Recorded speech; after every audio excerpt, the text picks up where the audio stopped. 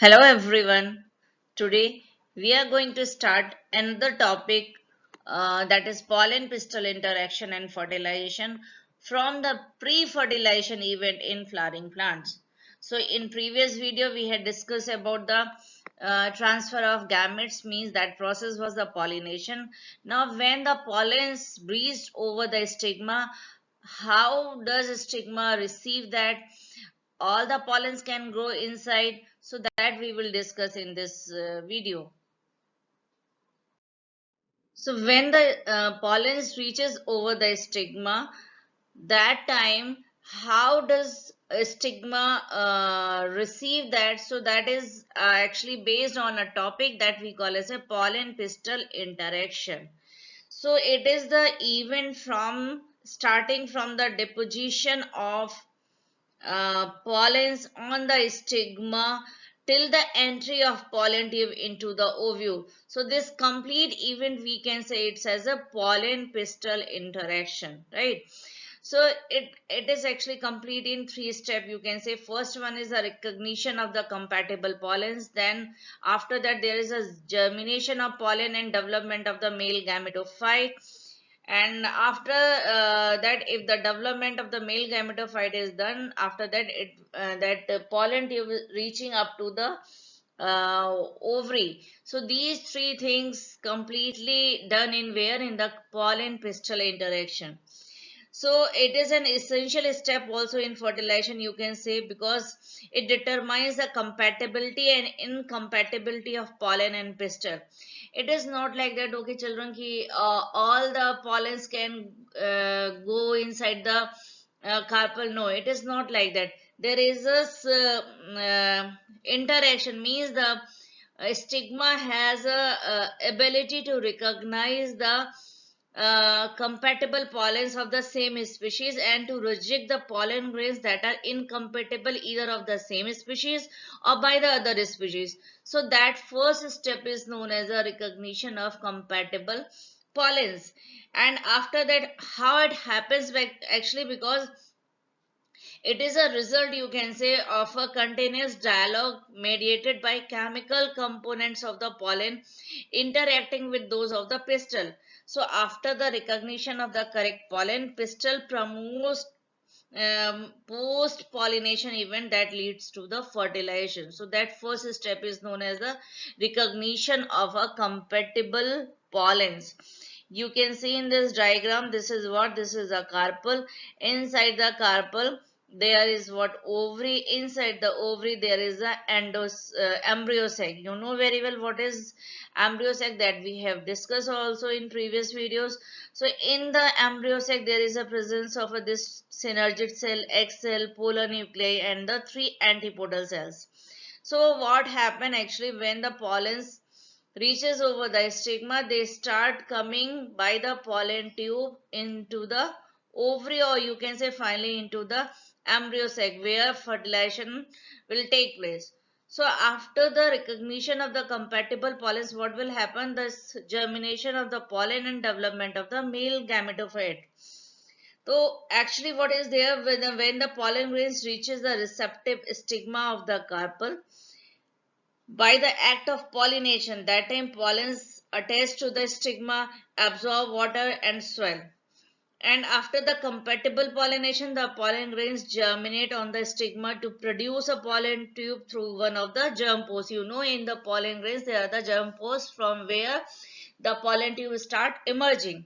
So the content of the pollen grains that present inside the pollen grains start moving into this tube. So this is the pollen germination. Now you know very well, when the pollens fall over the stigma, that time most of the pollen grains are in the two cell stage, vegetative and generative cell. In that case, what happens when the pollen tube start? In that case, it's the generative cell start dividing. Again I repeat, in that case what happens? This generative cell start dividing, and they uh, after germination they give the two male gametes during the growth of the pollen tube.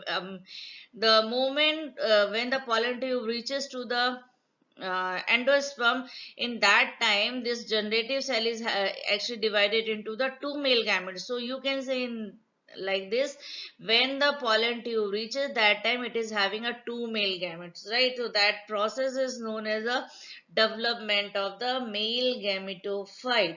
So in when the pollen grains reaches to the endosperm, actually that time they are in the three cell stage. One is the vegetative cell and two is the male gamete. So these they are in the three cell stage. You can see in this diagram also, these are the two male gamete, right? This is another diagram that is showing what? This is showing the enlarged structure of the embryo sac. This is the filiform apparatus. These are the male gametes, vegetative nucleus. So what happens? These male gametes start coming inside of the endosperm with the help of this filiform apparatus. So this is what? This is the entry of the male gametophyte inside of the ovary, or you can say finally into the embryo sac.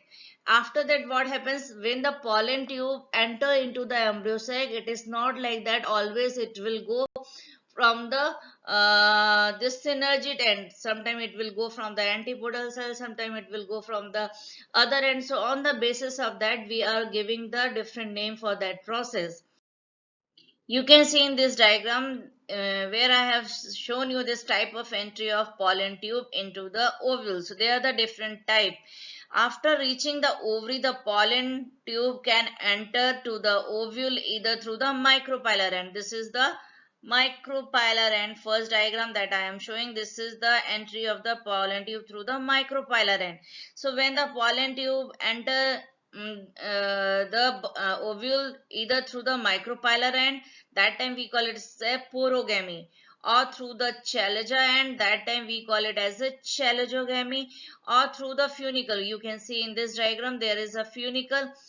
From the funicle, if it is going inside the ovule, that time it is known as a mesogamy. Again I repeat children, it is very important what is porogamy, chalazogamy, mesogamy. Entry of the pollen tube through the micropylar end, porogamy. Entry of the pollen tube through the chalazal end, chalazogamy, or through the funicle or integument, both cases, that time it is known as a mesogamy. It then enters one of the synergid through the filiform apparatus that I have shown you the previous slide. That filiform apparatus present at the micropylar end. And what is the role of actually this filiform apparatus? They direct the growth of pollen tube by secreting some chemical substance. So all these events that we have discussed, from the falling to the entry, these are collectively known as a pollen pistil interaction.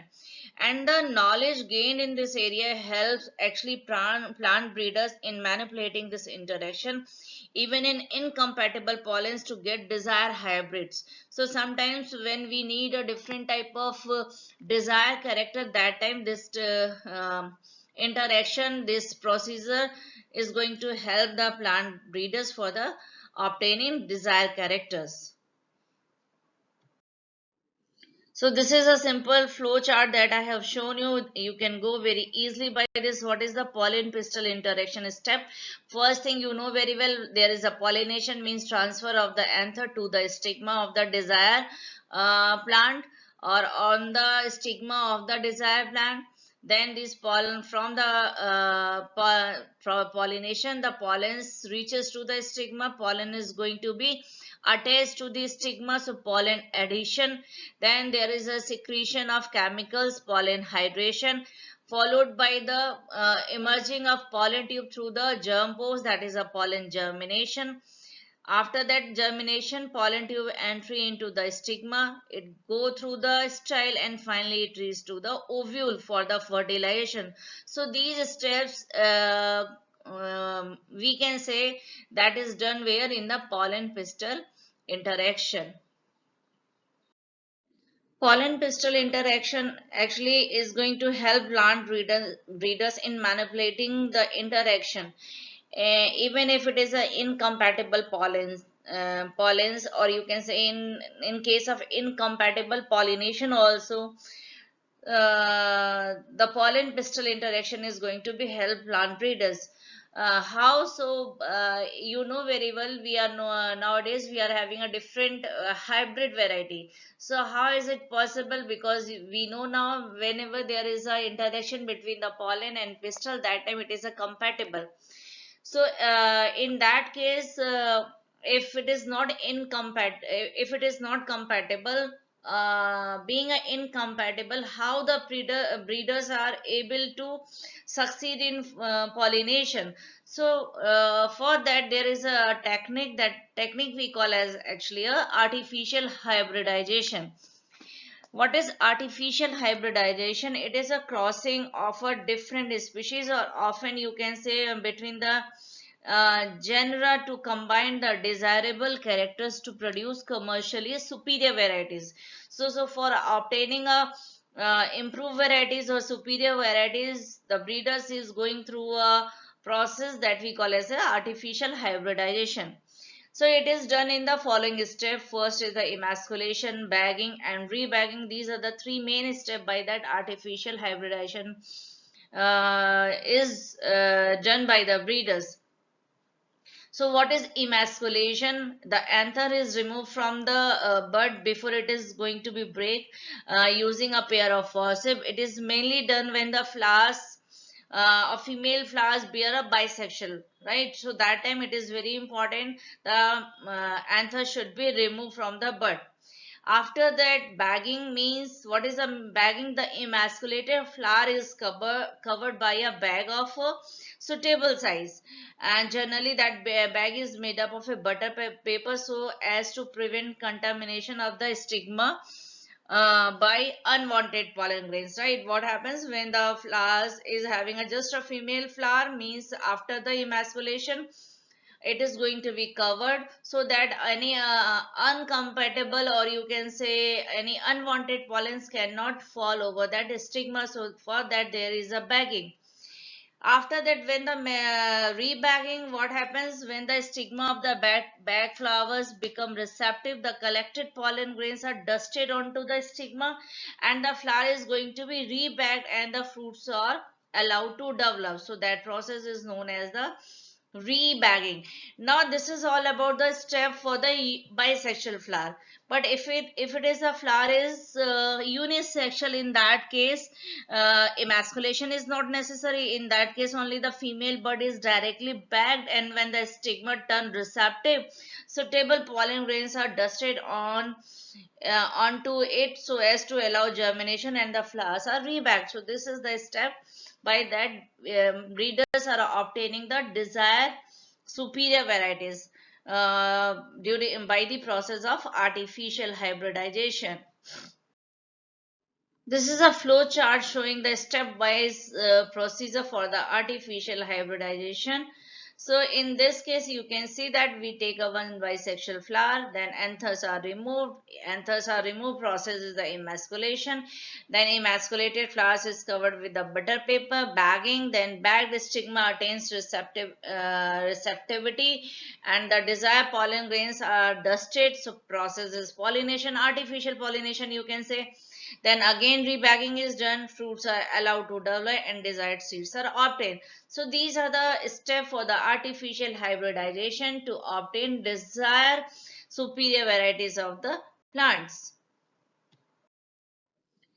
Now after that pollen reaches to the ovule, or you can say finally into the embryo sac, there is a fusion between the male gamete and the egg. And in case of flowering plant, it is very unique character that both the male gametes participate in the process of fertilization. So that is a unique character in the angiospermic plant, and that we call as a double fertilization. So this process was first time given by a scientist. Name of that scientist was a Navas-Chain. Again, I repeat, the name of that scientist was a Navas-Chain. It was, I think, in a 1898. It was first time demonstrated by Navas-Chain in a Lilium and the Fritillaria, one of the important angiospermic plant in that Navashin has seen that. So what happens actually, the pollen tube reaches to the pollen tube is having a two of the male gamete, and it reaches to the embryo sac. When it reaches to the embryo sac, in that time it releases two of the male gamete. One of the male gamete is going to fuse with the egg cell, and one is going to be fused with the polar nuclei. So what happens, there is a participation of the two male gamete, one with the egg cell and one with the polar nuclei. So that's why this process is known as double fertilization. Or in this case, there is a formation of two things. One is the zygote and second one is the endosperm. So what happens actually, you can see in this diagram also, the diploid zygote, after the formation, after the fusion, this zygote forms, the diploid zygote finally develop into the embryo. And the second male gamete, that as I told you, it is fused with the polar nuclei and in the center to form a triploid structure that we call as a PEN, or primary endosperm nucellus. This process is actually known as a triple fusion because there is a fusion of the two polar nuclei with one of the male gametes. So this is known as a triple fusion also. So after this is triple fusion, the central cell becomes a PEN, means primary endosperm cell, and it give rise to the finally a structure that we call as a endosperm, and zygote develop into the embryo. So this process completely we call it as a double fertilization. So children, all that we have discussed, that was a pre-fertilization events and the fertilization. Now if pre-fertilization is done, fertilization is done, after that what will happen, the zygote change into the embryo, how the zygote will change into the embryo, what is the role of endosperm during the development of the embryo, that we will discuss in post fertilization event in coming videos. Thank you.